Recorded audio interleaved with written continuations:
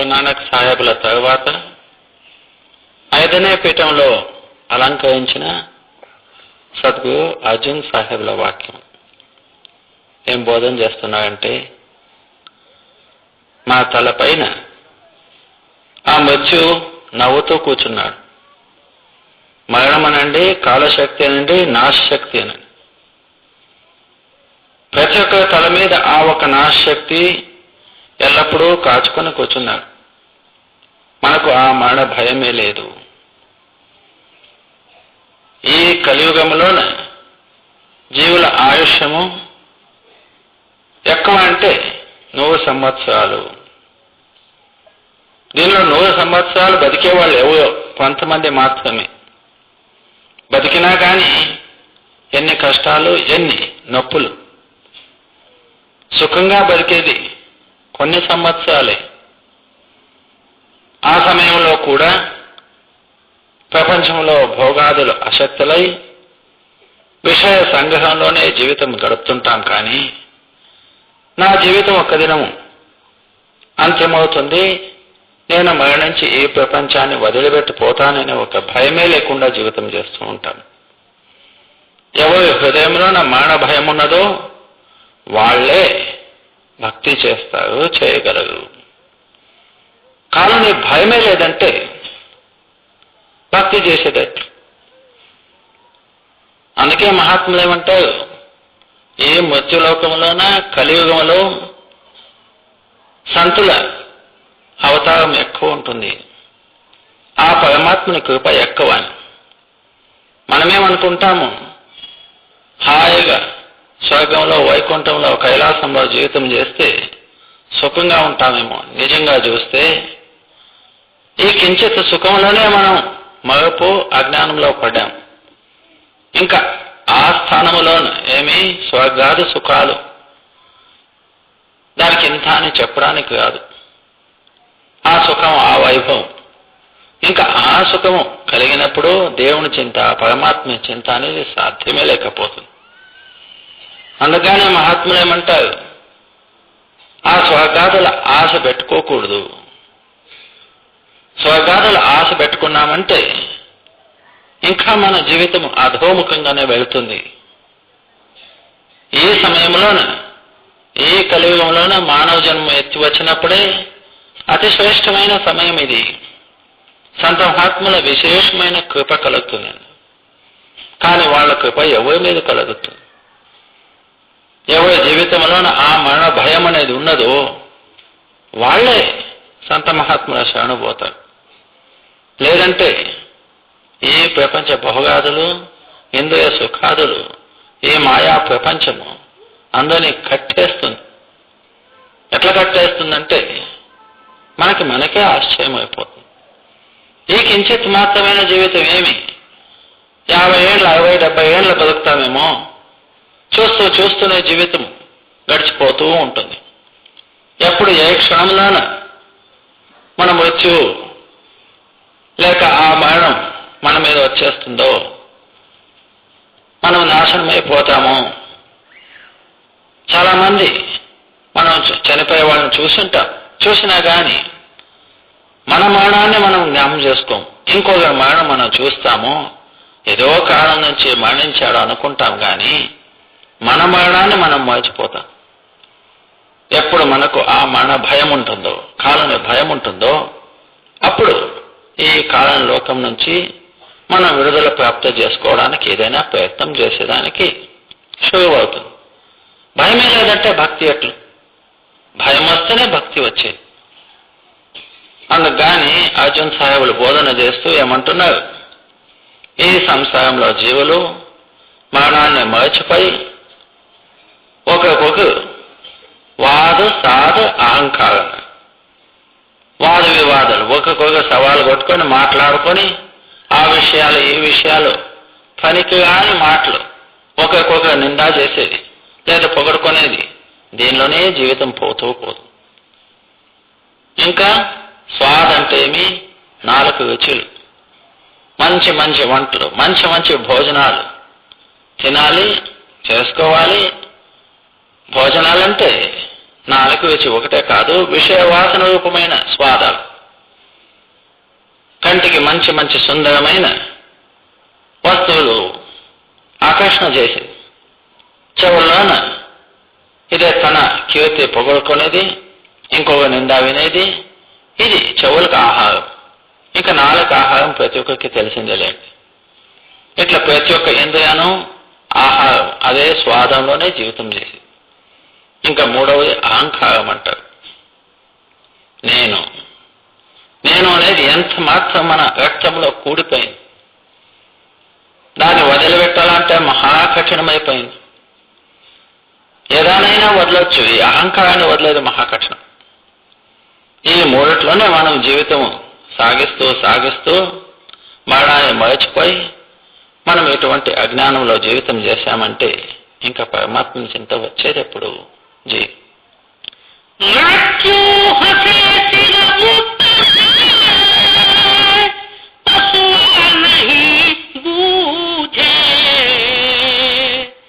बाद साध अहंकार में मरना नहीं सूझे, सतगुरु सावो अपना काहे फिरो अभागे, देख कसुंभारंग काहे भूल लागे. ఇప్పుడు ఏం చేయాలని వాళ్ళే మనకు బోధన చేస్తున్నారు. హే ప్రజల, మీరు సద్గురువుల సేవ చేయండి.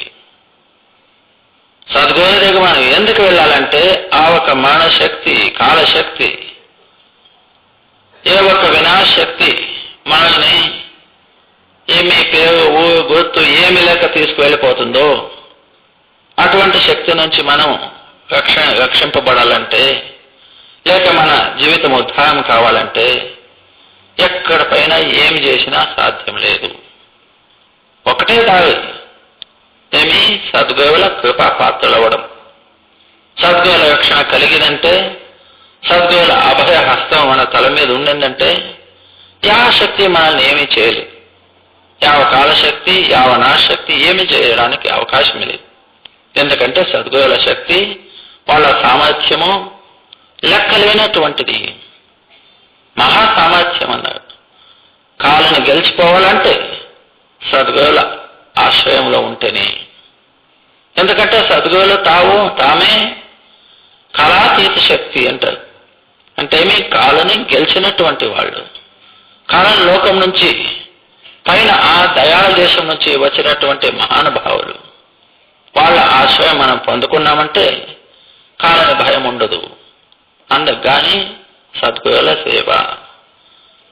సేవ అంటే మనం ఏదో సాధారణ రూపంగా తెలుసుకున్నాం.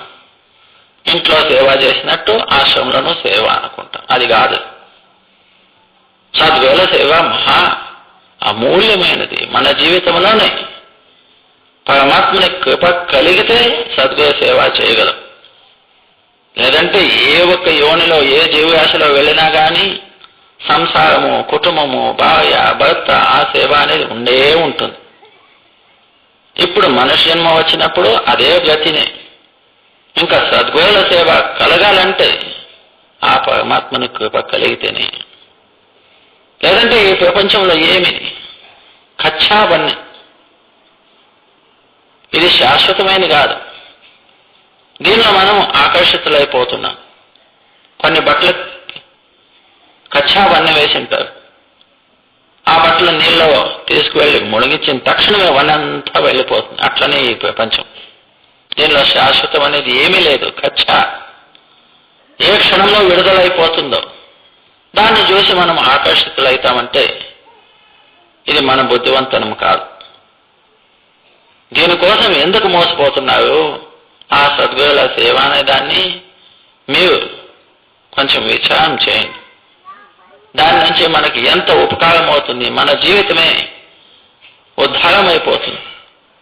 అందుకు కానీ హే జీవులారా, ఆ సద్గురువుల సేవ మీరు హృదయపూర్వకంగా చేయండి, ప్రేమతో చేయండి అంటారు. జీ సత్యగురు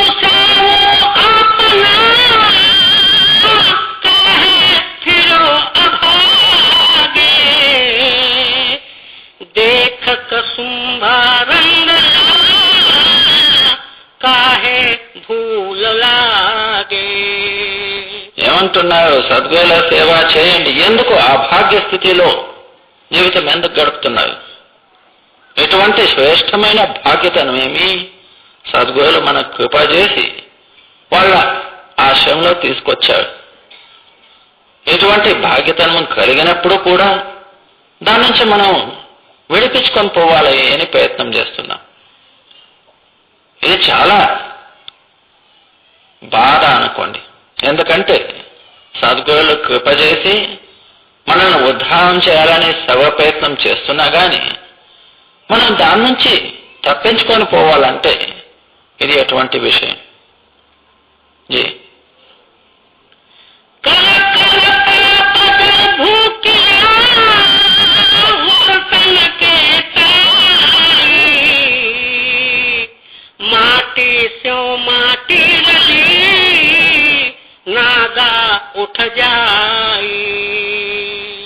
ఎంతో కష్టపడి ద్రవ్యం అంటే ఏమి? మన డబ్బు సంపాదన చేస్తాం. ఎందుకు?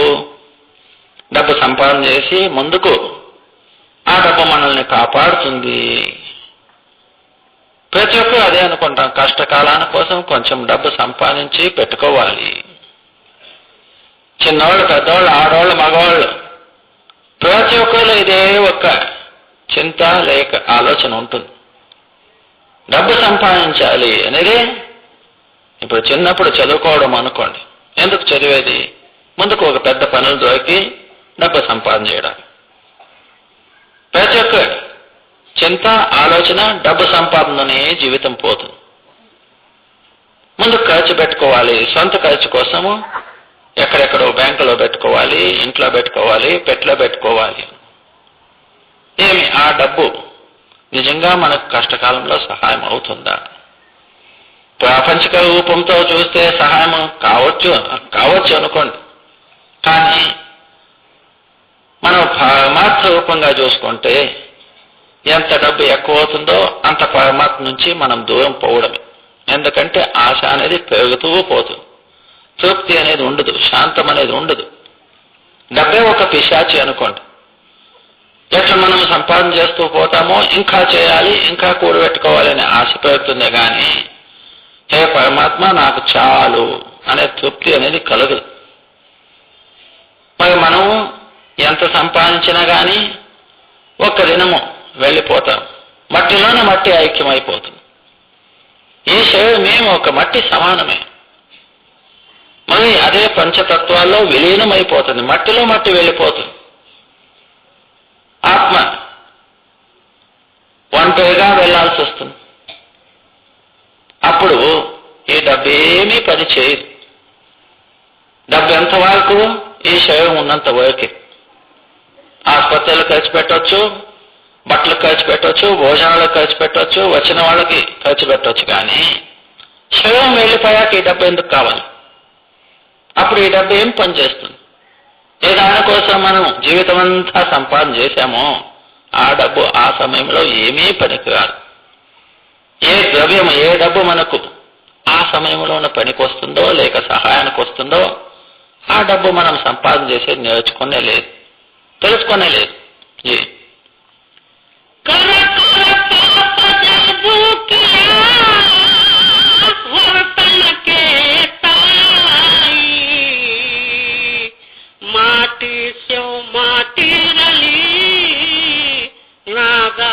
उठ जाई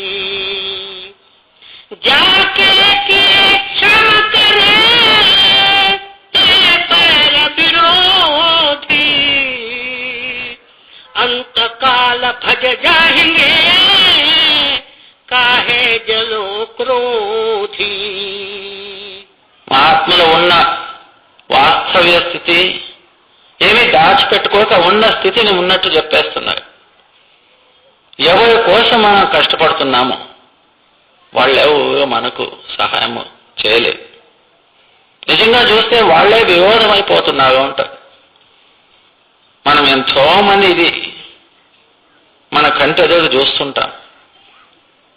బిడ్డల కోసం, కొడుకుల మామల కోసం ఎంతో కష్టపడి సంపాదన చేసి వాళ్ళ పేరులోకి ఇంత పెట్టాలి, వీళ్ళ పేరులో ఇంత చేయాలి, వాళ్ళ కోసం ఇల్లు ఇండ్లు కట్టిస్తారు, డబ్బు సంపాదన చేస్తారు, ఆస్తి చేసిస్తారు.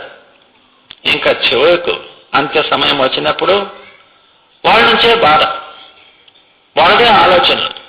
నేను ఇతని కోసం ఎంత చేశాను, వీడు నాకేం చేశాడు, ఇదే నొప్పి, ఇదే బాధ.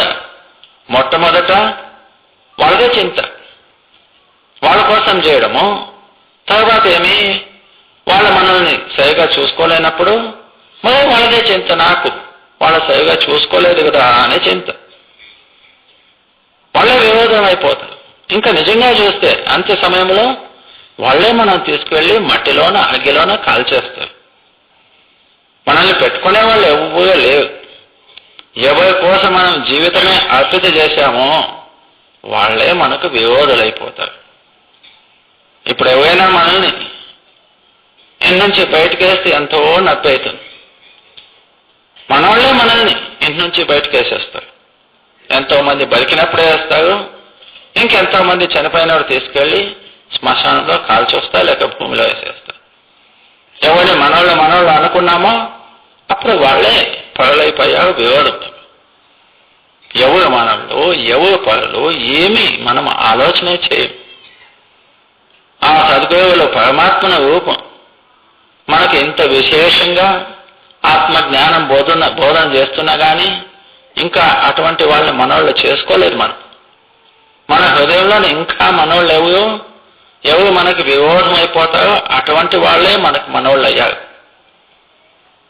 ఎటువంటి పరిస్థితి ఆలోచన చేసి చూస్తే మహాత్ములు ఉన్న సాంగత్యం, ఉన్న విషయము ఉన్నట్టే చెప్పేస్తారు. దీనిలో ఈ సంగతిలోని ఏమీ అనుమానాలు పెట్టుకోకండి.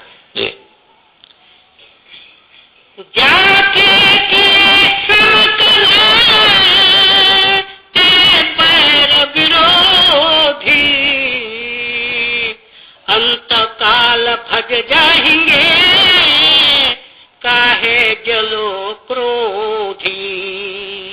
మళ్ళీ చెప్తున్నారు, అంత్య సమయంలో అందరూ వదిలిపెట్టి పడేస్తారు. ఇప్పుడు మనం వాళ్ళ కోసం ఎంత కష్టపడుతున్నాం, ఎంత శ్రమ పడతాం. ఇంకా ఎంతో మంది ఎవరైనా మన ఇంట్లో వాళ్ళని ఏమన్నా ఒక మాట అంటే ఎంత కోపం వస్తుంది. మా వాళ్ళని ఇట్లా అన్నావా నువ్వు అని. ఇంకా ఎంత మాత్రం వాళ్ళు మనవాళ్ళు మా వాళ్ళు చేసుకున్నాము. వాళ్ళు ఎటువంటి వాళ్ళు, నిజమైన విరోధి, మనల్ని దూరం చేసేటువంటి వాళ్ళు. మనం చేసిన ఈ కోపము, ఈ క్రోధము, ఈ పాప గుణాలు లేక ఈ పాప కార్యాలు వాళ్ళ కోసం మనం ఎంతో మోసం చేస్తాం, సుళ్ళు చెప్తాము. ఎందుకు? వాళ్ళ కోసం ఆస్తి సంపాదన చేసే సమయంలోన పుణ్యము పాపము ఏమి లెక్క పెట్టుకోలేక చేస్తూ పోతుంటాం. అనుభవించే వాళ్ళెవు పాల్లో తీసుకోరు. దీనిలో డబ్బు ఆస్తిలో పాలు తీసుకుంటారు. మనము చేసినటువంటి పాపంలో మాత్రం ఎవరు పాలు తీసుకో. ఇటువంటి జీవితం చేస్తూ వచ్చాం.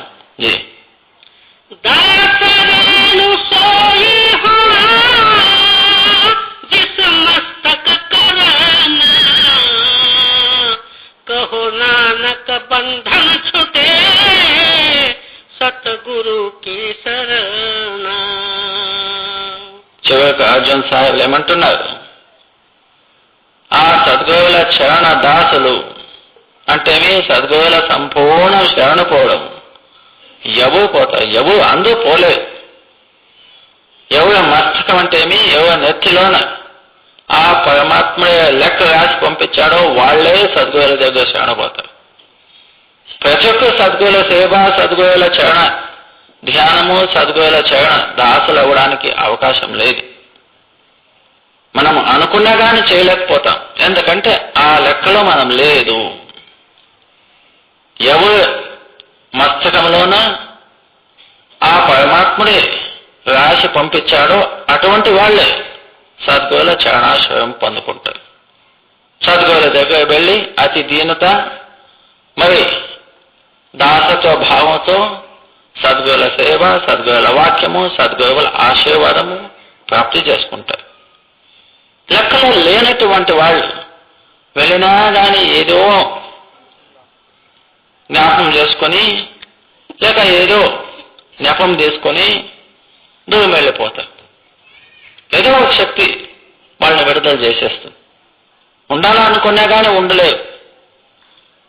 జీ दासनु सोई हो जिस मस्तक करना कहो नानक बंधन छुटे सतगुरु की शरण. మరి ఏమంటా, ఎవరు ఆ సద్గురుల దగ్గర శరణ పోతారు, సద్గురుల చరణ దాసులు అవుతారు, బంధన ఛుటే అంటే ఏమి, తప్పకుండా వాళ్ళ ముక్తి ప్రాప్తి చేసుకుంటారు. ఒక్క దినం కాకుండా, ఒక జన్మం కాకుండా చివరికి వాళ్ళ ఉద్ధారం కానే కావాలి. సద్గురుల ఆశీర్వాదం, సద్గురుల వాక్యం ఇది. ఎవరు సద్గురు శరణ పోతారంటే వాళ్ళ ఉద్ధారం తప్పకుండా అవుతుంది. వాళ్ళ బంధనం అంటే ఏమి, ఈ ఒక జన్మ మృత్యు రూపమైన బంధనము తప్పిపోనే పోవాలి. సద్గురుల ఆశ్రయం పొంది ఇంకా ఈ బంధనం తెగలేదంటే ఇంక తెగేది ఎప్పుడు? సద్గురుల దగ్గర పైన ఉద్దేశం ఏమి, హే సద్గురు నన్ను ఈ ఒక కాలశక్తి నుంచి కాపాడమని. ఎవరు సత్యంగా ఏమి, అంతర్బాహ్య లోపల బయట మనసా వాచా కర్మన సద్గురుల శరణ పోతారంటే, ఎవరు సద్గురుల దయా కృప పాత్రలు అవుతారంటే వాళ్ళ ఉద్ధారం తప్పకుండా అవుతుంది. కానీ అటువంటి అతి విశ్వాసంతో సద్గురుల వాక్యం అనుసరించితే మన ఉద్ధారం అవుతుంది. మరి అనుసరించే వాళ్ళెవరు? వాళ్ళే చెప్పారు. ఎవరి మస్తకంలో ఆ పరమాత్మను రాసి పంపించాడో వాళ్ళే సద్గురుల శరణ పోతారు. లేదంటే ప్రపంచంలో ఎంతో మంది అనుకోండి, అందరూ వస్తారంటే రాదు, వచ్చినా కానీ నిలబడతారంటే నిలబడు, ఏదో కారణం చెప్పి వెళ్ళిపోతారు, ఉండడానికి సాధ్యమే లేదు. కానీ ఎవరు శరణ పోతారో వాళ్ళ ఉద్ధారం తప్పకుండా అవుతుంది. दासनु सोई हो जिस मस्तक करना कहो नानक बंधन छुटे सतगुरु की शरण. पिंग पर्वत पार परे खल चतुर पपीता अंधुले त्रिभुवन सूजिया गुरु भेट पुनीता. ಗುರುನಾನಕ್ ಸಾಹೇಬರ ಪಶ್ಚಾತ್ 5ನೇ ಪೀಠಕ್ಕೆ ಬಂದಂತ ಅರ್ಜುನ್ ಸಾಹೇಬರ ವಾಕ್ಯ. ಮಹಾತ್ಮ ಏನು ಬೋಧನೆ ಮಾಡ್ತಿದ್ದಾರೆ ಅನ್ನೋದನ್ನ ಚಿತ್ತವಿಟ್ಟು ಕೇಳು. ಸಂತ ಸಮಾಗಮ, ಸದ್ಗುರುವಿನ ಸಮಾಗಮ ಯಾತಕ್ಕೋಸ್ಕರ ಮಾಡಬೇಕು ಅನ್ನೋ ಒಂದು ವಿಷಯವನ್ನ ಸ್ಪಷ್ಟ ರೂಪದಿಂದ ತಿಳಿಸ್ತದೆ. ಸಂತರ ಸಮಾಗಮದಲ್ಲಿ ಹೋಗೋದ್ರಿಂದ ಯಾವುದು ನಮ್ಮಿಂದ ಸಾಧ್ಯ ಇಲ್ಲ ಅನ್ಕೊಳ್ತೀವಿಯೋ ಅಂಥದ್ದು ನಾವು ಕೃಪೆ ಮಾಡಬಲ್ಲರು. ಎಂಥ ಜಡಜೀವಿಯನ್ನಾದರೂ ಉದ್ಧಾರ ಮಾಡತಕ್ಕಂಥದ್ದು. ಸಾಧಾರಣ ಮಟ್ಟಿಗೆ ನಾವು ಗುರುಗಳಲ್ಲಿ ಅಥವಾ ಸಾಧುಗಳಲ್ಲಿ ಹೋಗಿ ಏನು ಏನೋ ನೋಡ್ತೀವಿ ಅಥವಾ ಏನು ಅಪೇಕ್ಷೆ ಪಡ್ತೀವಿ ಅನ್ನೋ ಒಂದು ಪವಾಡಗಳು, ವೃದ್ಧಿ ಸಿದ್ಧಿಗಳನ್ನು. ಆದರೆ ಪೂರಾ ಸದ್ಗುರುಗಳು ಮಾಡ್ತಕ್ಕಂತಹ ಪವಾಡ ಎಲ್ಲ ಪವಾಡಕ್ಕಿಂತಲೂ ಮಿಗಿಲಾದಂತಹ ಪವಾಡ. ಏನು, ಈ ಹೊರಗಿನ ಗುರುಗಳು ಮಾಡ್ತಕ್ಕಂತಹ ಪವಾಡ ಎರಡು ಜಡನೇ, ಜಡದಿಂದ ಜಡ ಮಾಡ್ತಿರಬಹುದು. ಆದರೆ ಸದ್ಗುರುಗಳು ಮಾಡ್ತಕ್ಕಂಥ ಅತಿ ಮಹೋನ್ನತ ಪವಾಡ ಜಡವ ಜೀವಿಯನ್ನ ಚೈತನ್ಯದಲ್ಲಿ ಕೂಡಿಸಿ ಚೈತನ್ಯಮಯ ಮಾಡಿಬಿಡ್ತವೆ. ಯಾವುದು ಯಾರಿಂದಲೂ ಸಾಧ್ಯ ಇಲ್ವೋ, ದೇವಿ ದೇವತಾದಿಗಳಿಂದಲೂ ಸಾಧ್ಯ ಇಲ್ವೋ ಅಂಥದ್ದನ್ನು ಸದ್ಗುರುಗಳು ಮಾಡ್ತಾರೆ ಅಥವಾ ಸಂತರು ಮಾಡ್ತಾರೆ. ಇದು ನಮ್ಮ ಬುದ್ಧಿ, ನಮ್ಮ ತಿಳುವಳಿಕೆಯಿಂದ ತಿಳ್ಕೊಳ್ಳಿಕ್ಕೆ ಎಂದಿಗೂ ಸಾಧ್ಯ ಇಲ್ಲ. ಸದ್ಗುರುಗಳು ಮಾಡ್ತಕ್ಕಂಥ ಕೃಪೆ, ಅವರ ಸಹಾಯ ಅಥವಾ ಅವರ ಉಪಕಾರ ನಾವು ತಿಳಿಲಾಗವು, ತಿಳಿದು ಸ್ಮರಿಸಲಾಗವು. ಅರ್ಜುನ್ ಸಾಹೇಬ್ ಏನು ತಿಳಿಸ್ತೇವೆ, ಪಂಗು ಅಥವಾ ಪಿಂಗಲ ಅಂದ್ರೆ ಏನು, ಕೈಕಾಲಗಳು ಇರಲಾರದಂತ ಅಂಗವಿಕಲರು ಉಂಟು.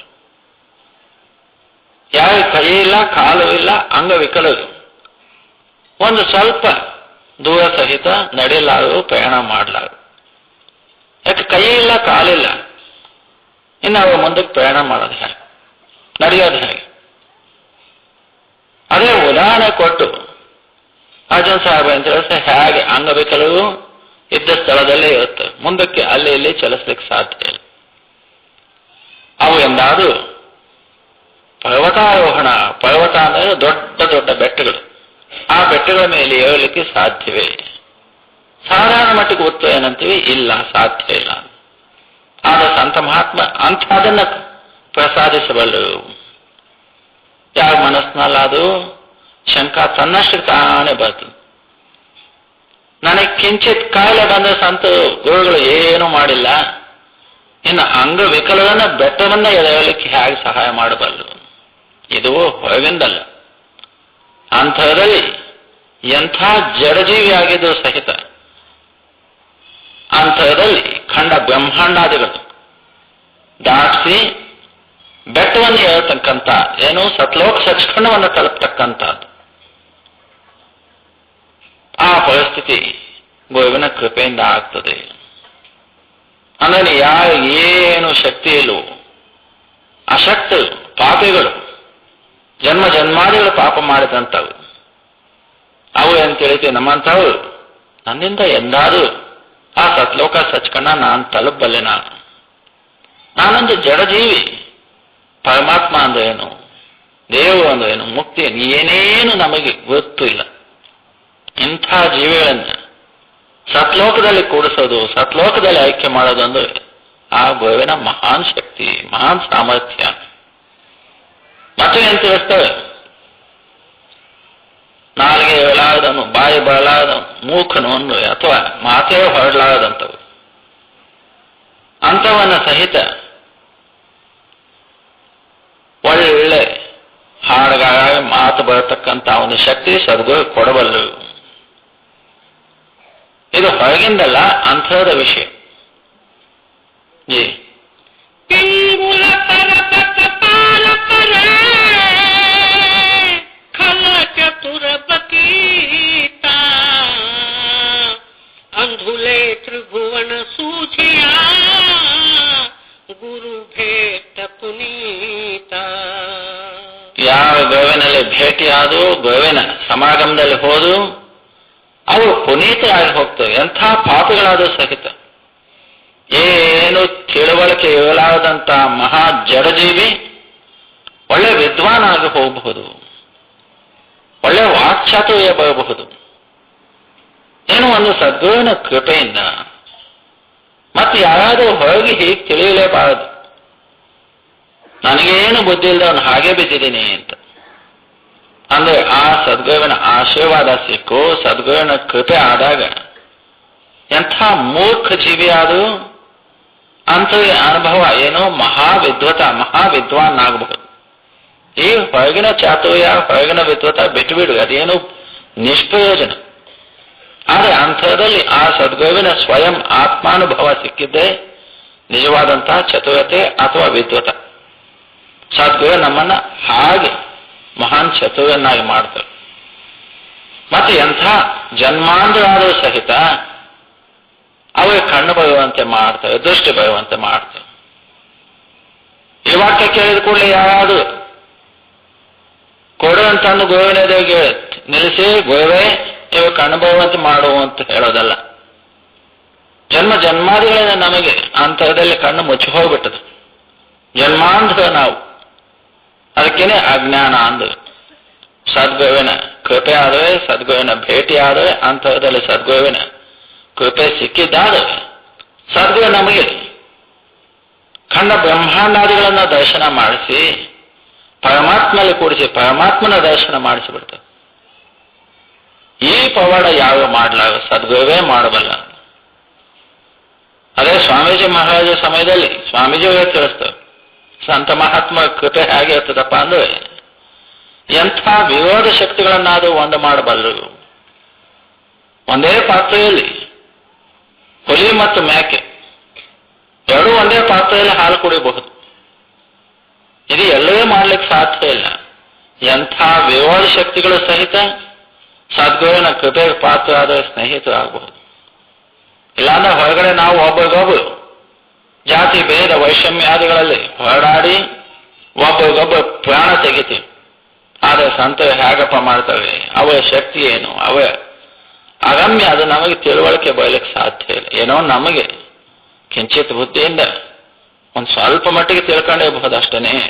ಆದರೆ ಸಂತ ಮಹೋನ್ನತವಾದಂತಹ ಶಕ್ತಿ ಅಳಿಲಿಕ್ಕೆ ಸಾಧ್ಯ ಇಲ್ಲ. ಜಿ महिमा साधु संग की सुनो मेरे मीता, मैं लखोई कोट अघारे नेवल चित्ತ. ಸದ್ಗುರುವಿನ ಮಹಿಮೆ ಅಪಾರವಾದದ್ದು, ಅವರ್ಣನೀಯವಾದಂತಹದ್ದು, ಅಂತ್ಯವೇ ಇಲ್ಲದಂತಹದ್ದು, ಅನಂತ ಬೇಅಂತವಾದಂತಹದ್ದು. ಹೇ ಮಿತ್ರನೇ, ಆ ಸದ್ಗುರುವಿನ ಮಹಿಮೆಯನ್ನು ನಾನು ವರ್ಣನೆ ಮಾಡ್ತೀನಿ, ನೀವು ಕೇಳಿ. ಕಿಂಚಿತ್ ಮಾತ್ರ. ಯಾಕೆ? ಅದು ವರ್ಣನೆಯಾತೀತವಾದಂಥದ್ದು, ವರ್ಣನೆ ಮಾಡ್ಲಿಕ್ಕೆ ಸಾಧ್ಯ ಇಲ್ಲ. ಸದ್ಗುರುವಿನ ಉಪಕಾರ, ಸದ್ಗುರುವಿನ ಶಕ್ತಿ ನಾವು ಏನ್ ತಿಳಿದೀವಪ್ಪ? ನಾವೇನೋ ದೊಡ್ಡದಾಗಿ ಹೇಳ್ಕೊತೀವಿ, ಆದ್ರೆ ನಾವು ಏನೂ ತಿಳಿದಿಲ್ಲ ಅಂತ ತಿಳಿದು. सतगुरु का उपकार को बदला दिया न जाए, तीन लोक की संपदा संपत मनस कुछाय. ಸದ್ಗುರುವಿನ ಉಪಕಾರ ಅಷ್ಟಿಷ್ಟು ಕೊಟ್ಟು ನಾವು ಕಳ್ಕೊಳ್ತೀನಿ ಅಂದ್ರೆ ಸಾಧ್ಯ ಇಲ್ಲ. ಜನ್ಮ ಜನ್ಮಾದಿಗಳ ಋಣ ನಮ್ದು. ಆ ಸದ್ಗುರುವಿನ ಉಪಕಾರಕ್ಕೆ ಏನಾದರೂ ಬದಲು ಕೊಟ್ಟು, ಅಷ್ಟಿಷ್ಟು ಕೊಟ್ಟು, ಕಾಣಿಕೆ ಕೊಟ್ಟು ನಾನು ಅವು ಋಣ ಕಳ್ಕೊಂಡೆ ಅಂತ ಹೇಳಲಿಕ್ಕೆ ಸಾಧ್ಯವೇ ಇಲ್ಲ. ಏನೋ 3 ಲೋಕದ ಸಂಪತ್ತು ಕೊಟ್ಟು ಸಹಿತ ಸದ್ಗುರುವಿನ ಋಣ ಎಂದು ನಾವು ತೀರಿಸಲಾಗವು. ಸುಮ್ಮನೆ ನಮ್ಮ ಮನಸ್ಸು ಅಷ್ಟೇನೆ. ಇದು ಸದ್ಗುರು ಕೊಡ್ತಕ್ಕಂಥ ಸಹಾಯ, ಅವರ ಆಶೀರ್ವಾದ, ಅವರ ಕೃಪೆ ಮಹೋನ್ನತ. ಅದು ಉನ್ನತಕ್ಕಿಂತಲೂ ಉನ್ನತ, ಅಂತ್ಯವೇ ಇರಲಾರದಂತಹದ್ದು. ಆ ಮಹಿಮೆ ಹೇಳಲಿಕ್ಕೆ ಸಾಧ್ಯ ಇಲ್ಲ. ಹೇಳ್ತೀನಿ, ಸ್ವಲ್ಪ ಮಾತು ಕೇಳಿ. ಎಂಥ ಪಾಪಿಗಳನ್ನಾದರೂ, ಎಂಥ ವಿಷಯಗಳನ್ನಾದರೂ, ಎಂಥ ಕಳ್ಳಗಳನ್ನಾದರೂ, ಸುಳ್ಳಗಳನ್ನಾದರೂ ಉದ್ಧಾರ ಮಾಡತಕ್ಕಂಥ ಶಕ್ತಿ ಸದ್ಗುರು. ಬಾಬಾಜಿಯವರೇ ತೋರಿಸ್ತು. ಸಂತರ ಸಮಾಗಮದಲ್ಲಿ ಹೋಗೋದ್ರಿಂದ ಕಡು ಪಾಪಿ ಸಹಿತ ಉದ್ಧಾರ ಆಗಿ ಹೋಗ್ತಾನೆ. जब ही नाम हृदय धर्यो भयो पाप का नाश, मानव चिनगी आग की पड़े पुराणी गास. ಏನಂತಾರೆ? ಜಬ ಹಿ ನಾಮ ಹೃದಯ ಧರ್ಯೋ, ಯಾವಾಗ ಸದ್ಗುರು ನಮ್ಮ ಹೃದಯದಲ್ಲಿ ಸತನಾಮ ರೂಪವಾದಂತಹ ಕಿಡಿ ಹಾಕಿದ ಕೂಡಲೇ ಭಯೋ ಪಾಪಕ ನಾಶ. ಎಷ್ಟೋ ಭಯ, ಪಾಪಾದಿಗಳು, ಎಷ್ಟೋ ಕೋಟ್ಯಾವಧಿ ಪಾಪಗಳೆಲ್ಲವೂ ದಗ್ಧ ಆಗಿ ಹೋಗ್ತವೆ, ಸುಟ್ಟು ಭಸ್ಮಾಗಿ ಹೋಗ್ತವೆ. ಯಾಕೆಂದ್ರೆ ಹಳೆ ಹುಲ್ಲಿನ ಬಣವೆಗಳು ಎಷ್ಟೋ ಇರಬಹುದು, ಒಂದೇ ಒಂದು ಕಿಡಿ ಬೆಂಕಿ ಸುಟ್ಟು ಭಸ್ಮ ಮಾಡ್ತದೋ ಹಾಗೆ ಸದ್ಗುರುಗಳು ಎಂಥ ಜೀವಿಯನ್ನಾದರೂ ಉದ್ಧಾರ ಮಾಡಬಲ್ಲರು. ಗುರುಮುಖ ಕೋಟಿ ಉದಾರದ ದೇ ನಾವೇ ಏಕ ಕಣಿ. ಕೋಟ್ಯಾವಧಿ ಜನ. ಅದೇ ಮಹಾತ್ಮ ಹೇಳ್ತಾರೆ ಕವಿ ಸಾಹೇಬ್, ಯಾರಾದರೂ ಒಬ್ಬಿಬ್ಬ ಜೀವಿಗಳನ್ನ ಉದ್ಧಾರ ಮಾಡೋದು ಅದೇನು ದೊಡ್ಡ ಮಾತು. ಕೋಟ್ಯಾವಧಿ ಜೀವಿಗಳನ್ನು ತನ್ನಂತೆ ಮಾಡ್ಕೊಬಿಡ್ತಾರೆ, ಕೋಟ್ಯಾವಧಿ ಜೀವಿಗಳನ್ನು ಉದ್ಧಾರ ಮಾಡ್ತಾರೆ. ಮಹಾನ್ ಸಂತರ ಕೃಪಾ ಅನ್ಭವಿ. ಜಿ महिमा साधु संग की सुनो मेरे मीता, मैं लखोई कोट अघारे निर्मल भय चित्ता. ತಿಳಿಸ್ತಾ ನೋಡಿ, ಮೈಲ್ ಅಗ ಕೋಟ್ಯಾವಧಿ ಪಾಪಗಳು ಮಲಿನ ಎಲ್ಲವನ್ನು ತೊಳೆದು ನಿರ್ಮಲ ಮಾಡಿ ಸ್ವಚ್ಛ ಮಾಡಿ ಆ ಪರಮಾತ್ಮಲ್ಲಿ ಕೂಡಿಸ. ಇದು ಸಾಧು ಸಂತರ ಸಮಾಗಮ, ಸಂತರ ಕೃಪಾ. ಸಂತರಲ್ಲಿ ನಾವು ಹೋಗೋದು ಇದು ಒಂದೇ ಉದ್ದೇಶ. ಅದು ಇದು ಬೇಡದಲ್ಲ, ಮತ್ತು ಮಲಿನ ಬೇಡದಲ್ಲ. ನಿರ್ಮಲವಾದಂತಹ ಸತನಾಮವನ್ನು ನಮ್ಮ ಹೃದಯದಲ್ಲಿ ಬಿತ್ತುಕೊಳ್ಳಿಕ್ಕೆ ಹೋಗೋದು. ಅದಕ್ಕೋಸ್ಕರ ತುಳಸಿ ಸಾಹೇಬ ತಿಳಿಸ್ತು, ಸಂತ ಸಮಾಗಮ ಹರಕಥ ತುಳಸಿ ದುರ್ಲಭ ಹೋಯ್, ಸುತದಾಯ ಲಕ್ಷ್ಮಿ ಪಾಪಿಕೋ ಬಿ ಹೋಯ್. ಸಂತರ ಸಮಾಗಮ ಎಲ್ಲರಿಗೂ ಸಿಗೋದಿಲ್ಲ. ಪ್ರಪಂಚದಲ್ಲಿ ಹಣ, ಹೆಂಡತಿ, ಮಕ್ಕಳು ಯಾಂಥ ಪಾಪಿಗಳಿಗೂ ಸಿಗ್ತವೆ. ಸಂತರ ಸಮಾಗಮ ಸಿಗೋದು ಮಹಾ ದುರ್ಲಭ, ಮಹಾ ಕಠಿಣ. ಮತ್ತೆ ಸಂತರ ಸಮಾಗಮ, ಅವರ ಕೃಪೆ, ಅವರ ಸ್ನೇಹ ಬೆಳೀತಂದ್ರೆ ಏನು ಕೋಟ್ಯಾವಧಿ ಪಾಪಗಳು ಹೊರಟು ಹೋಗ್ತವೆ. ಏಕ ಗಡಿ ಆಧೇ ಗಡಿ ಆದಿತ್ಯ ಪುನಃ ಆದ ಒಂದು ಗಡಿ, ಒಂದು ಗಳಿಗೆ, ಅರ್ಧ ಗಳಿಗೆ, ಅದೆಲ್ಲ ಅರ್ಧ ಗಳಿಗೆ. ತುಳಸಿ ಸಂಗತ ಸಾಧಕಿ ಕಟೆ ಕೋಟಿ ಅಪರಾಧ. ಸಂತರ ಸಮಾಗಮ, ಸಂತರ ಒಡನಾಟ ಅಂದ್ರೆ ಅಥವಾ ಅವರ ಕೃಪೆಯನ್ನು ಸಿಕ್ಕಿದ್ದಾದರೆ ಕೋಟ್ಯಾವಧಿ ಪಾಪಗಳ ನಾಶ ಆಗಿ ಹೋಗ್ತದೆ. ಎಂಥ ಮಳಿನಾದರೂ ತೊಳೆದು ಹೋಗ್ತದೆ. ನಿರ್ಮಲವಾದಂತಹ ಆ ಸತನಾಮದಲ್ಲಿ ಕೂಡಿಸ್ತದೆ. ಸುಮ್ಮನೆ ಬಾಯಿ ಮಾತಿನಿಂದ ಹೊರಡೋದಲ್ಲ ಇದು. ನಮ್ಮ ಅಂತರದಲ್ಲಿ ನಾವು ಇದನ್ನ ಧಾರಣೆ ಮಾಡ್ಕೋಬೇಕು. ಗುರುಗಳು ನಮಗೆ ಎಷ್ಟು ಕೃಪೆ ಮಾಡಿದಾವೆ, ಎಷ್ಟು ಆಶೀರ್ವಾದ ಮಾಡ್ತೇವೆ, ಎಷ್ಟು ಸಹಾಯ ಮಾಡ್ತೇವೆ, ಎಷ್ಟು ಉಪಕಾರ ಮಾಡ್ತೇವೆ. ಆ ಗುರುಗಳು ಮಾಡಿದಂತಹ ಉಪಕಾರ ದೇವರು ಯಾರು ಮಾಡ್ಲಿಕ್ಕೆ ಸಾಧ್ಯನೇ ಇಲ್ಲ ಅಂತ ತಿಳಿಯಬೇಕು. ಜಿ महिमा साधु संग की सुनो मेरे मीता, मैल खोई कोट अघरे निर्मल भय चीता। ऐसी भक्ति गोविंद की कीट हस्ती जीता, जो जो कीनो आपनो तिस अभय दान दीता. ಸದ್ಗುರುವಿನ ಕೃಪಾ, ಸದ್ಗುರುವಿನ ಭಕ್ತಿ ಇದಕ್ಕಾಗಿ ಮಾಡತಕ್ಕಂಥದ್ದು. ಕಾಲಶಕ್ತಿಯನ್ನು ನಾಶ ಮಾಡಲಿಕ್ಕಾಗಿ.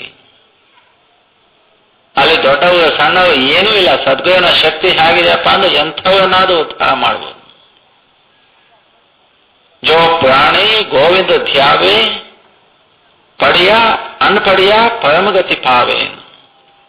ಅಲ್ಲಿ ಓದಿದವರು, ಓದಲಾಗದವರು ಏನೂ ಲೆಕ್ಕ ಇಡೋದಿಲ್ಲ. ಸದ್ಗುರು ಯಾರನ್ನಾದ್ರೂ ದೊಡ್ಡವನ್ನ ಕರೆಯೋದು, ಸಣ್ಣವನ್ನ ಕರೆಯೋದು, ವಿದ್ವಾನ್ ಅದೇನೂ ಇಲ್ಲ. ಸದ್ಗುರುವಿನಲ್ಲಿ ಯಾವ ಭೇದಭಾವವೂ ಇಲ್ಲ. ಸಂತ ಮಹಾತ್ಮೆಯಲ್ಲಿ ಯಾವ ಭೇದಭಾವವೂ ಇಲ್ಲ. ಯಾವ ಜಾತಿಯವರಾಗಲಿ, ಯಾವ ಕುಲದವರಾಗಲಿ, ಓದಲಾಗದವು, ಯಾವ ವರ್ಣದವು, ಯಾವ ಆಶ್ರಮದವು ಏನೂ ಲೆಕ್ಕ ಇರಲಾಗದೆ ಯಾವ ಆ ಗೋವಿಂದನನ್ನು ಭಜಿಸ್ತಾರೋ, ನಾಮವನ್ನು ಭಜಿಸ್ತಾರೋ, ಪಡಿಯ ಅನ್ಪಡಿಯ ಪರಮಗತಿ ಪಾವೆ. ಓದವು ಓದಲಾಗದವು ಎಲ್ಲೂ ಆ ಪರಮಗತಿಯನ್ನ ಮುಟ್ತವೆ.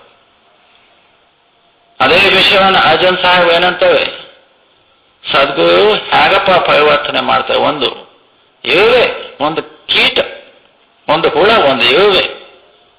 ಏನೋ ನಮ್ಮ ಆತ್ಮ ಒಂದು ಇರುವೆ ಸಮಾನ. ಕಾಲಶಕ್ತಿ ಮದಿಸಿದ ಆನೆ ಎಲ್ಲಾ ಜೀವಿಗಳನ್ನ ತುಳಿದು ನಾಶ ಮಾಡ್ತದೆ. ಆದರೆ ಸದ್ಗುರುವಿನ ಕೃಪೆ ಆಗಿದ್ದಾದರೆ ಕಾಲಶಕ್ತಿಯನ್ನು ಗೆಲ್ತಕ್ಕಂತಹ ಶಕ್ತಿ ಬರ್ತದೆ. ಒಂದು ಇರುವೆನೇ ಆನೆಯನ್ನು ನಾಶ ಮಾಡ್ತಕ್ಕಂತಹ ಶಕ್ತಿ ಅಂದ್ರೆ ಏನು? ಕಾಲನನ್ನ ಗೆದ್ದು ಮುಕ್ತನನ್ನಾಗಿ ಮಾಡುತ್ತೆ. ಇದಕ್ಕಿಂತಲೂ ಪವಾಡ ಬೇಕಾ? ಹೊರಗಿನ ಪವಾಡಗಳಿಗೆ ಯಾಕೆ ಮಾಡ ಹೋಗ್ಬೇಕು? ಸದ್ಗುರು ಮಾಡ್ತಕ್ಕಂಥ ಪವಾಡ, ಆತನ ಚಮತ್ಕಾರ ಹೇಗೆ ತಿಳಿಯೋದು? ನಾವೆಲ್ಲ ಹೊರಗಿನ ನೋಡ್ತೀವಿ, ಅಂತರದಲ್ಲಿ ನೋಡ್ತಕ್ಕಂಥ ಕಣ್ಣೇ ಇಲ್ಲ ನಮಗೆ, ಬುದ್ಧಿನೇ ಇಲ್ಲ, ತಿಳುವಳಿಕೆ ಇಲ್ಲ. ಒಂದು ಕೀಟ, ಒಂದು ಇರುವೆ ಕಾಲರೂಪವಾದಂಥ ಆನೆಯನ್ನೇ ಕೊಂದು ಬಿಡ್ತದೆ. ಅವು जो जो कीनो आपनो तिस अभय दान दीता. ಸದ್ಗುರು ಅಭಯವಾದಂತಹ ದಾನ ಕೊಟ್ಟು ತನ್ನಂತೆ ಮಾಡ್ಕೊಂಡ್ಬಿಡ್ತಾನೆ. ಯಾರಿಗೆ ಸದ್ಗುರು ಕೃಪೆ ಮಾಡ್ತಾನೋ ತನ್ನ ರೂಪವನ್ನಾಗಿ ಮಾಡ್ಕೊಂಡ್ಬಿಡ್ತಾನೆ. ಅಭಯವಾದಂತಹ ದಾನ ಇದು. ಏನಿದು ಎಲ್ಲರೂ ಮಾಡಬಲ್ಲ ಅಂದ್ರೆ ಇಲ್ಲ, ಇದು ಸಾಧು ಸಮಾಗಮ, ಸಂತರ ಸಮಾಗಮ ಅಂದ್ರೆ ಮಹಾತ್ಮ ವಾಕ್ಯ ಇದು, ಬೇರೆ ವಾಕ್ಯ ಅಲ್ಲ, ಇದು ಕಟ್ಟುಕತೆ ಅಲ್ಲ. ಜಿ ऐसी भगति गोविंद की कीट हस्ती जीता, जो जो कीनो आपनो तिस अभय दान दीता. सिंह बिलाई हो गयो तृण मेरु दिखीता, श्रम करते दम आड़को ते गनी धनीता. ಮಾತೇನು ತಿಳಿಸ್ತವೆ? ಒಂದು ಕಡೆ ಬೆಕ್ಕು, ಒಂದು ಕಡೆ ಸಿಂಹ. ನಮ್ಮ ಬುದ್ಧಿಯಿಂದ ಏನಂತೀವಿ? ಸಿಂಹವನ್ನು ನೋಡಿದ ಕೂಡಲೇ ಬೆಕ್ಕು ದೂರ ಹೋಗ್ತದೆ, ಭಯಪಟ್ಟು ಹೋಗ್ತದೆ. ಆದ್ರೆ ಸದ್ಗುಣ ಕೃಪೆ ಇದಾದ್ರೆ ಬೆಕ್ಕೇ ಸಿಂಹವನ್ನು ನಾಶ ಮಾಡತಕ್ಕಂಥ ಶಕ್ತಿ ಬರುತ್ತದೆ. ಈಗ ನಮ್ಮ ಆತ್ಮನ ಕಾಲಾನುಕಾಲದಿಂದ ಆ ಕಾಲ ಅಥವಾ ಮೃತ್ಯುರೂಪವಾದಂತಹ ಸಿಂಹಕ್ಕೆ ಹೆದರಿ ಹುಟ್ಟೋ ಸಾವಿನಲ್ಲಿ ಬಂದಿದ್ದು. ಸದ್ಗುಣ ಕೃಪೆಯಿಂದ ಆತ್ಮರೂಪವಾದಂತಹ ಬೆಕ್ಕು ಸಿಂಹನನ್ನು ಗೆದ್ದು, ಕಾಲನನ್ನು ಗೆದ್ದು ಮುಕ್ತನಾಗಿ ಮಾಡ್ತಾರೆ. ಆ ಸದ್ಗುಣ ಹೇಗಪ್ಪ ಮಾಡ್ತಾರೆ ಅದು ನಮ್ಮ ತಿಳುವಳಿಕೆಗೆ ಇಲ್ಲ. ಅದು ಎಂಥ ಪರ್ವತವನ್ನ ಒಂದು ತೃಣವನ್ನಾಗಿ ಮಾಡಿಬಿಡ್ತಾರೆ. ಜನ್ಮ ಜನ್ಮಾದಿಗಳ ಪಾಪ ರೂಪವಾದಂತಹ ಪರ್ವತ ಕಿಂಚಿತ್ ತೃಣವನ್ನಾಗಿ ಮಾಡಿ ಅದನ್ನ ಕಡೆಗೆ ಮಾಡಿಬಿಡ್ತಾರೆ. ದೊಡ್ಡ ಪರ್ವತ ಆ ಕಾಲಶಕ್ತಿ, ನಾಶಶಕ್ತಿ, ಕರ್ಮಾದಿಗಳು, ಪಾಪಗಳು ಒಂದು ಸದ್ಗುಣ ಕೃಪೆ ಆದರೆ ಒಂದು ಹುಲ್ಕಟ್ಟಿ ಆಗಿ ಹೋಗ್ತದೆ, ತೃಣ ಸಮಾನ ಆಗಿ ಹೋಗ್ತದೆ, ಲೆಕ್ಕಕ್ಕಿಲ್ಲಾದಂತ ಹೋಗ್ಬಿಡ್ತದೆ. ಇದನ್ನು ಯಾರು ಮಾಡಬಲ್ಲ? ಆ ಸದ್ಗುರು ಅಥವಾ ಸಂತರು ಒಂದು. ಜಿ ಸಿಂಧು ಪ್ರಾಣು ಮೇರು ದಿಖೀತಾ ಶ್ರಮ करते दम आड़को ते गनी धनीता. ಎಂಥ ಸಿಂಹಶಕ್ತಿ, ಆ ಕಾಲಶಕ್ತಿಯನ್ನ ಸದ್ಗುರು ಏನೋ ಶಕ್ತಿ ನಿಶಕ್ತನನ್ನಾಗಿ ಕಾಲನನ್ನು ಗೆಲ್ಲಿಸಿ ಬಿಡ್ತದೆ. ಎಂಥ ಪರ್ವತ ರೂಪವಾದಂತಹ ಕಾಲಶಕ್ತಿಯನ್ನ ತೃಣ ಸಮಾನ ಮಾಡಿಬಿಡ್ತಾರೆ. ಎಂಥ ಬಡವನ ದರಿದ್ರನಾದ ಸಹಿತ ಮಹಾನ್ ಸಾವಕಾರನನ್ನಾಗಿ ಮಾಡ್ತಾರೆ. ಅಂದ್ರೆ ನಾನು ಸದ್ಗುರುನಲ್ಲಿ ಶರಣ ಹೋಗಿ ಇಷ್ಟು ವರ್ಷ ಆಯಿತು, ನಾನು ದರಿದ್ರತನ ಹೋಗಲೇ ಇಲ್ಲ, ಸದ್ಗುರು ನನ್ನನ್ನು ಸಾವಕಾರನ ಮಾಡಲಿಲ್ಲ ಅಂತ ಸಂಶಯ ಇಟ್ಕೋಬೇಡ್ರಿ. ಜನ್ಮ ಜನ್ಮಾದಿಗಳಿಂದ ನಾವು ದರಿದ್ರ ಬೇಡ್ತಕ್ಕಂತಹ ಗುಣ ಬೇಕು ಬೇಕು ಅನ್ನೋದು, ಆಶಾ ಕೃಷ್ಣಾದಿಗಳಲ್ಲಿ ಬೇಡ್ತಕ್ಕಂತಹ ಗುಣ ಸದ್ಗುರು ನಮಗೆ ಅಪಾರವಾದಂತಹ ನಾಮದ ದ್ರವ್ಯ ಕೊಟ್ಟುಬಿಟ್ರು. ನಾಮದ ಸಂಪತ್ತು ಗಳಿಸ್ತಾ ಗಳಿಸ್ತಾ ಅಂತೂ ಪರದ ತೆಗಿತು ಅಂದ್ರೆ ಅದರ ಬೆಲೆನೇ ಇಲ್ಲ. ನಮ್ಮೊಳಗಡೆ ಎಂಥ ಖಜಾನ ಇದೆ ಅಂದ್ರೆ ಕಾಯ ಅಂದರೆ ವಸ್ತು ಅಸಂಖ್ಯ, ಬೆಲೆ ಕಟ್ಟಾದಂತಹ ಅಸಂಖ್ಯೆ. ಈ ಹೊರಗಿನ ಸಹಕಾಸನ, ಹೊರಗಿನ ದ್ರವ್ಯ ಯಾತಕ್ಕೆ ಬಂತು? ಕಳ್ಳ ಬಂದ್ರೆ ಎಲ್ಲ ಹೊತ್ಕೊಳ್ಳೋದು, ಬೆಂಕಿ ಬಂತಂದ್ರೆ ನಾಶವಾಗಿ ಹೋಯ್ತು. ಪೊಲೀಸ್ ಯಾವ್ದಾದ್ರು ಹಿಡಿದು ಅಂದ್ರೆ ಎಲ್ಲ ಕಿತ್ಕೊಂಡು ಹೋಗ್ಬಿಡ್ತಾವೆ. ಆದರೆ ಅಂತ ಈ ದ್ರವ್ಯ, ಸದ್ಗುರು ಕೊಟ್ಟಂತಹ ದ್ರವ್ಯ, ನಾಮದ ದ್ರವ್ಯ, ಮೀರಾಬಾ ಏನಂತ ಯಾವ ಕಳ್ಳವು ಮುಟ್ಲಿಕ್ಕೆ ಸಾಧ್ಯ ಇಲ್ಲ. ಚೋರನಾಗಿ ಕಳ್ಳವು ಮುಟ್ಲಿಕ್ಕೆ ಸಾಧ್ಯ ಇಲ್ಲ, ಅದನ್ನು ಕಾಲನ್ನು ಹಿಡಿಲಿಕ್ಕೆ ಸಾಧ್ಯ ಇಲ್ಲ. ಯಮಾದಿಗಳು, ಯಮದೂತರು ಯಾವ ಮುಟ್ಲಿಕ್ಕೆ ಸಾಧ್ಯ ಇಲ್ಲ. ಅದು ದಿನಂಪ್ರತಿ ಬೆಳೀತಾ ಹೋಗ್ತದೆ. ಹೊರಗಿನ ದ್ರವ್ಯ ಖರ್ಚು ಮಾಡದಂತೆಲ್ಲಾನು ನಷ್ಟವಾಗ್ತದೆ. ನಾಮದ ದ್ರವ್ಯ ಹೇಗೆ ನಾವು ಸಂಪಾದನೆ ಮಾಡ್ತೀವಿ ಅದು ಬೆಳೀತಾ ಹೋಗ್ತದೆ, ಅದು ಖರ್ಚು ಆಗದೇ ಇಲ್ಲ, ಕಡಿಮೆ ಆಗೋದೇ ಇಲ್ಲ. ಹಾಗೆ ಸದ್ಗುರು ಎಂಥ ಬಡವನನ್ನಾದರೂ, ಎಂಥ ಜಡಜೀವಿಯನ್ನಾದರೂ ನಾಮದ ದ್ರವ್ಯ ಕೊಟ್ಟು, ನಾಮದ ಧನ ಐಶ್ವರ್ಯ ಕೊಟ್ಟು ಧನವಂತನಾಗಿ ಮಾಡ್ಬಿಡ್ತಾನೆ. ಒಂದು ಕೌಡಿ ಬೆಲೆಗೆ ಇಲಾರದಂಥದ್ದು. ಅದೇ ಬೆಳಗ್ಗೆ ಸತ್ಸಂಗದಲ್ಲಿ ಬಹಳ ಸ್ವಾಮೀಜಿ ಮಹಾರಾಜ ತಿಳಿಸಿದ್ರು. ಎಂಥ ಗರೀಬ, ಎಂಥ ಬಡವ, ಎಂಥ ಅಯೋಗ್ಯ, ಎಂಥ ನೀಚವನ್ನಾದರೂ ಸಹಿತ ಸದ್ಗುರುವಿನ ಕೃಪೆ ಆದ್ರೆ ಪರಮಾತ್ಮನೇ ಕೂಡಿಸಿಬಿಡ್ತಾರೆ. ಜಿ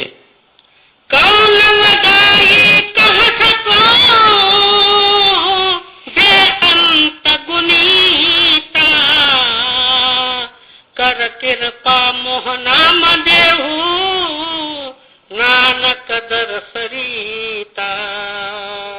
ಆ ಸದ್ಗುರುವಿನ ಮಹಿಮೆ, ಸಂತ ಮಹಿಮೆ ಎಲ್ಲಿ ತನಕ ವರ್ಣನೆ ಮಾಡೋದು? ಬೇವಂತೆ ಅಂತ್ಯದ ಹೇಳಾದಂಥದ್ದು. ಮಾಡ್ತಾ ಹೋದ್ರು ಇನ್ನು ಅದು ಏನು ಮಾಡಲಿಲ್ಲ ಅಂತಲೇ ತಿಳಿದು ಗುಣ ಗಂಭೀರ ಅಂದ್ರೆ ಎಲ್ಲಾ ಗುಣಗಳಿಗಿಂತಲೂ ಅದು ಇಷ್ಟೇ ಅಂತ ಹೇಳಲಿಕ್ಕೆ ಸಾಧ್ಯ ಇಲ್ಲ. ಆ ಗೋವಿನ ಗುಣಗಾನ ಎಲ್ಲಿ ತನಕ ಮಾಡ್ಲಿಕ್ಕೆ ಸಾಧ್ಯ? ಆ ಗೋವಿನ ವರ್ಣನೆ ಅಥವಾ ಸಂತರ ವರ್ಣನೆ, ಸಂತರ ಗುಣಗಾನ ಏನೂ ಮಾಡ್ಲಿಕ್ಕೆ ಸಾಧ್ಯ ಇಲ್ಲ. ಅದೇ ಮಹಾತ್ಮ ತಿಳಿಸ್ತೇವೆ.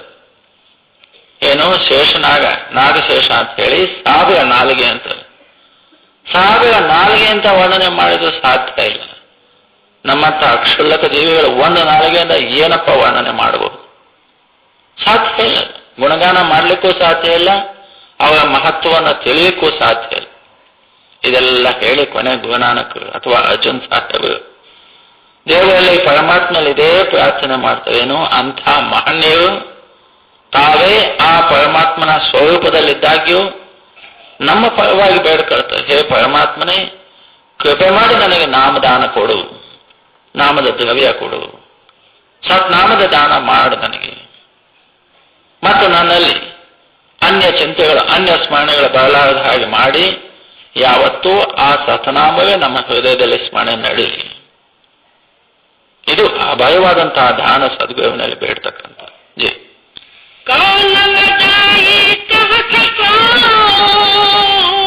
ಬೇಅಂತ ಗುಣೀತ ಕರ ಕಿರಪಾ ಮೋಹನಾಮ ದೇವು ನಾನಕ ದರ ಸರೀತ. ಯಾಕೆ ನಾಮದ ಸಮ ಬೇವು ಏನಿಲ್ಲ.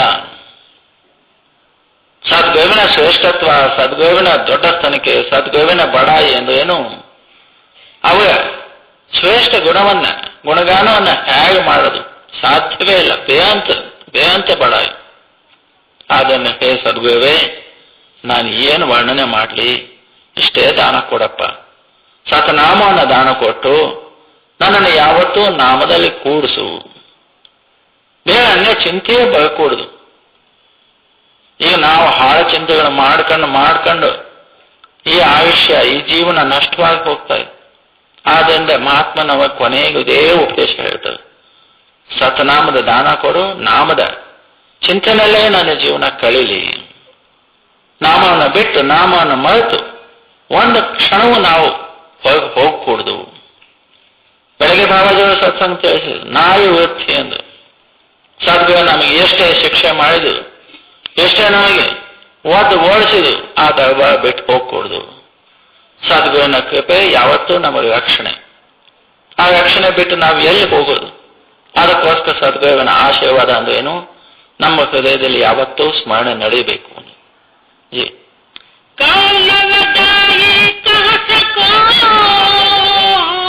ಬೇಅಂತ ಗುಣೀತ ಕರ ಕಿರಪಾ ಮೋಹನಾಮ ದೇವು ನಾನಕ ದರ ಸರೀತ.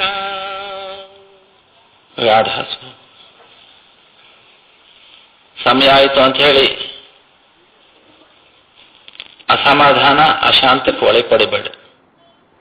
ಸಾವಕಾಶವಾಗಿ ಸಮಾಧಾನದಿಂದ ಬಾಬಾಜಿಯವರ ಸತ್ಸಂಗ ಕೇಳಿ ಅರ್ಥ ಮಾಡ್ಕೊಳ್ಳಿಕ್ಕೂ ಕಷ್ಟ. ಅರ್ಥ ಆಗದೇ ಇದ್ದರೂ ಪರವಾಗಿಲ್ಲ, ವಾಕ್ಯವನ್ನ ಹೃದಯದಲ್ಲಿ ಧಾರಣೆ ಮಾಡ್ಕೊಳ್ಳಿಕ್ಕೆ ಬೇಕು, ಕಿವಿಯಲ್ಲಿ ಕೇಳಲಿಕ್ಕೆ ಬೇಕು. ಬೇರೆ ಆಲೋಚನೆ ಮಾಡಲಾರದೆ ಗಮನ ಇಟ್ಟು ಚಿತ್ತವಿಟ್ಟು ಬಾಬಾಜಿಯವರ ಸತ್ಸಂಗ ಕೇಳಿ ಅನ್ಯ ಚಿಂತೆಗಳು ಬಿಟ್ಟು ಬಿಡು. ಶಾಂತವಾಗಿ ಊಟದ ಪ್ರಸಾರ ಮಾಡಿ, ಊಟದ ಸಮಯದಲ್ಲಿ ಬಿಟ್ಟು ಬಿಡೋದು, ಬಿಸಾಡೋದು ಇವೆಲ್ಲ ದುರ್ಲಕ್ಷಣ. ಕೇವಲ ಗುರುವಿನ ನೆನಪು, ಗುರುವಿನ ಸ್ಮರಣೆ ಮಾಡಿಕೊಂಡು ಶಾಂತವಾಗಿ ಊಟದ ಪ್ರಸಾರ, ತದನಂತರ ಬೆಳಗ್ಗೆ ಎದ್ದು ಅಭ್ಯಾಸ ಮಾಡಲಿಕ್ಕೆ ಪ್ರಯತ್ನ ಮಾಡಿ. ಆಮೇಲೆ ಸೇವಾದ ಅವಕಾಶ ಅದನ್ನು ತಪ್ಪಿಸ್ಕೋಬೇಡ. ಹೇಳಿದ್ರು ಏನೋ ಭಾಗ್ಯವಂತರು ಯಾರು ಪರಮಾತ್ಮನ ಲೆಕ್ಕ ಮಂತ್ರದಲ್ಲಿ ಇದೆಯೋ ಅವೇ ಗುರುವಿನ ಸೇವೆ ಮಾಡೋದು ಅಂತ ಇಷ್ಟೊತ್ತು ಹೇಳಿದ್ರು. ಇನ್ನು ವಿಶೇಷವಾಗಿ ಹೇಳೋದು ಬೇಕಿಲ್ಲ. ಆ ವಾಕ್ಯವನ್ನು ತಿಳಿದ ಅಷ್ಟೇ ಸಾಕು. ಶಾಂತವಾಗಿ ಕುಳಿದು ಬಾಬಾಜಿಯವರ ಸತ್ಸಂಗವನ್ನು ಪ್ರೇಮದಿಂದ ಕೇಳಿಸ್ತಾರೆ.